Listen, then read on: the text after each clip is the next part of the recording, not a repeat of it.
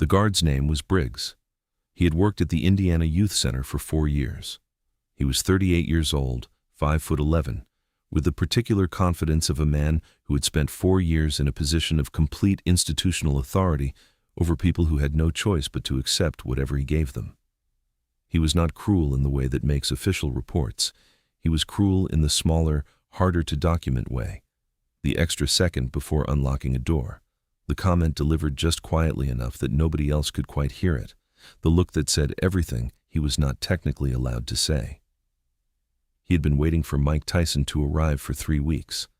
Not because he had a plan, not because he had thought carefully about what he was going to do, but because the arrival of the most famous prisoner in the history of that facility was the kind of event that a man like Briggs felt, instinctively and immediately, as a threat to something he could not quite name.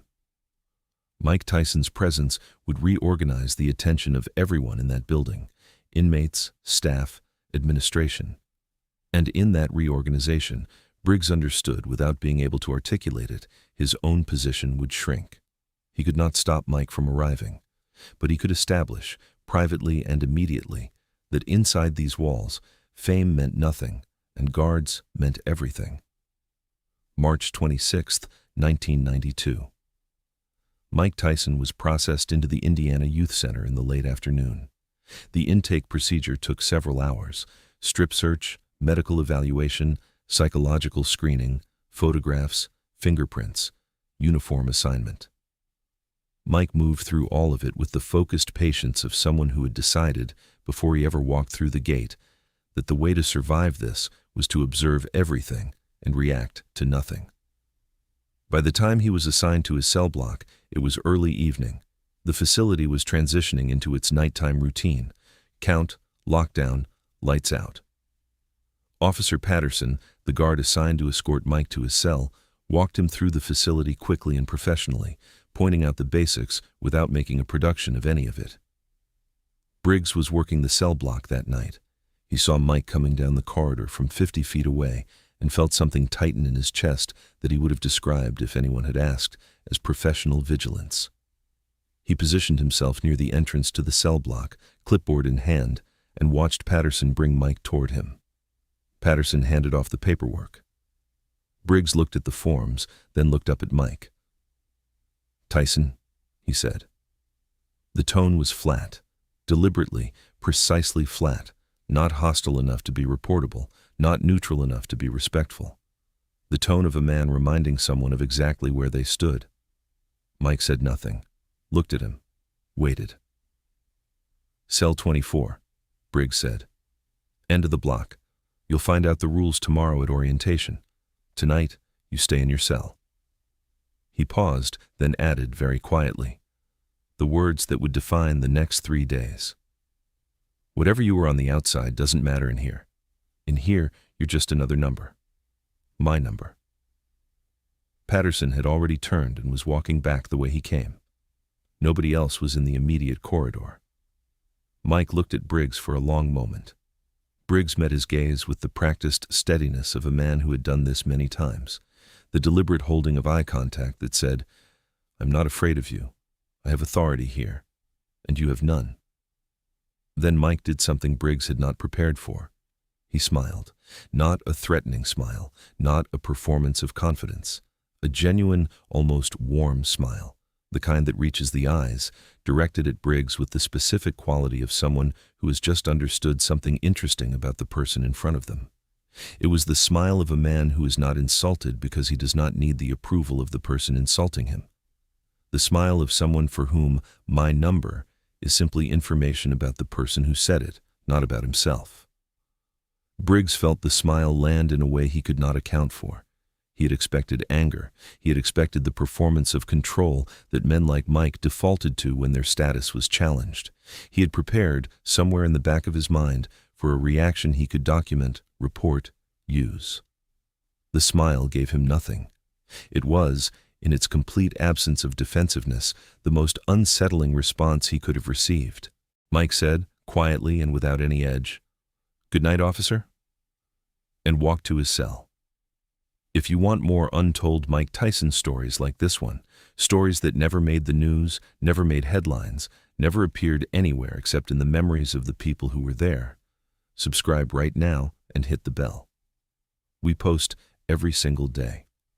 Now, to understand what happened over the following 48 hours, we need to understand something about the specific social ecosystem of a prison cell block. In a facility like the Indiana Youth Center, information moves faster than almost anywhere else on Earth. Not because people are talking constantly, though they are, because people are watching constantly. Every interaction, every exchange, every small transaction of power and disrespect and dignity is observed, catalogued, and circulated through a population that has very little else to do with its attention. By the morning of day 2, every inmate in cell block D knew what Briggs had said to Mike Tyson in the corridor on his first night. They knew the words, they knew the tone, and they knew what Mike had done in response. The smile. In the specific language of prison culture, where every reaction carries meaning and the performance of toughness is a daily requirement for most men, Mike's response was something people needed to think about before they could categorize it. It was not weakness. Weakness would have been visible, readable, exploitable. It was not aggression. Aggression would have been understandable, familiar, something Briggs could have used. It was something else.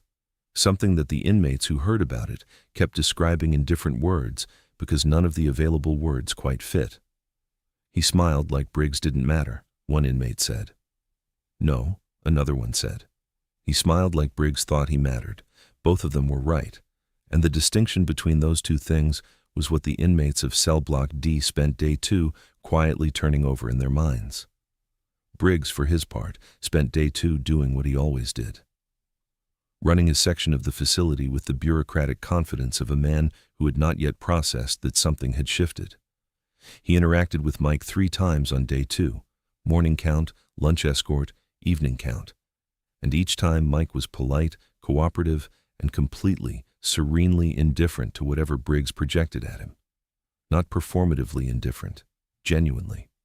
The indifference of a man who was simply somewhere else in his mind. This was, for Briggs, worse than the smile. He had spent 4 years in that facility, running on the fuel of other people's reactions. The fear, the resentment, the careful compliance of men who hated him but could not say so. All of it confirmed his authority, made it real, gave it weight. Mike gave him nothing to run on. And without that fuel, Briggs found himself doing something he had not done in 4 years of working that cell block. He started to feel watched, not by administration, not by cameras, by the inmates. It was subtle at first, a silence that fell slightly too quickly when he walked into a common area. Eyes that tracked him a half-second longer than usual before looking away. Small things. The specific micro-adjustments of a population that has collectively decided something about a person and is waiting to see what that person does next. Before we continue, drop your thoughts in the comments. Briggs has spent 2 days getting nothing from Mike Tyson. The inmates are watching. What happens next? Tell us before we find out. Now, back to the story. Day 3. Morning. It was during the post-breakfast yard period that it happened. Mike was walking the perimeter of the yard, his daily routine, when Briggs appeared at the yard entrance for a routine check. What happened next was not orchestrated. It was not planned. It was the spontaneous expression of a collective judgment that had been forming over 48 hours. As Briggs walked into the yard, an inmate named Curtis, who had been at the facility for 3 years and was not someone who courted attention or trouble, looked up from the bench where he was sitting and said, in a voice that carried clearly across the yard without being particularly loud, "Hey Briggs, you figure out whose number you are yet?" The yard went quiet. Every inmate within earshot understood immediately what Curtis was referencing. The words Mike had received on night 1 turned around and returned to their source. Not by Mike, by someone else entirely on Mike's behalf, without Mike asking or knowing it was coming. Briggs stopped walking. His face went through several expressions in quick succession, confusion, then recognition, then something that was not quite anger and not quite embarrassment but contained elements of both. He looked at Curtis. Curtis looked back at him with the calm, steady gaze of someone who has calculated the risk of what they just said and decided it was worth it. Briggs looked around the yard. 30 inmates, all watching him, waiting.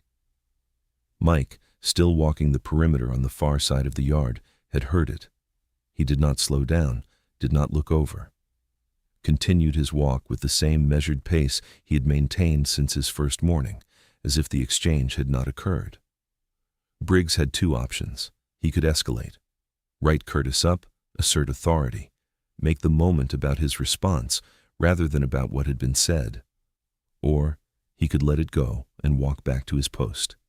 He walked back to his post, and in that walk, 30 inmates watching, the yard silent, Briggs's back retreating toward the entrance, something concluded. Not loudly, not dramatically, but completely. By evening of day 3, Briggs had submitted a request to his supervisor for a reassignment. The official reason cited on the form was a preference for a different shift in a different cell block. His supervisor approved it without asking questions, because supervisors at facilities like this one learned quickly to approve requests that prevented problems rather than waiting for the problems to arrive. Within 48 hours, Briggs was working a different section of the facility.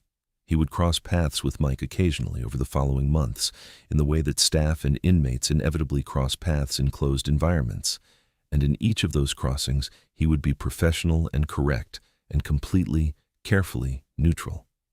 He never said another word about numbers.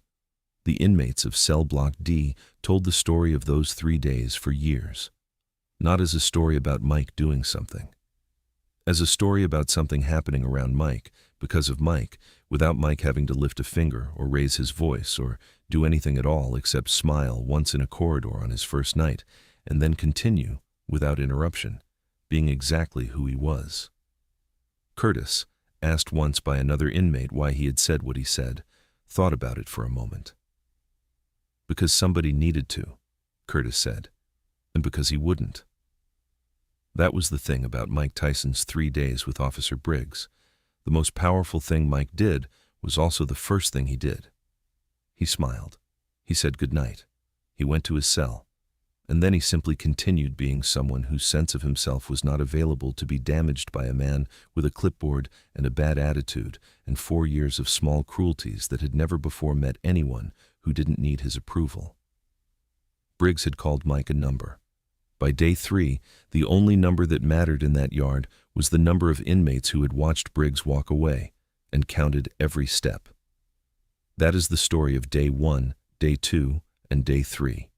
No fists, no incident report, no official record of anything except a routine transfer request. Just a smile, a good night, and 30 men in a yard who decided that some things deserved an answer, even when the person they were answering for had already moved on.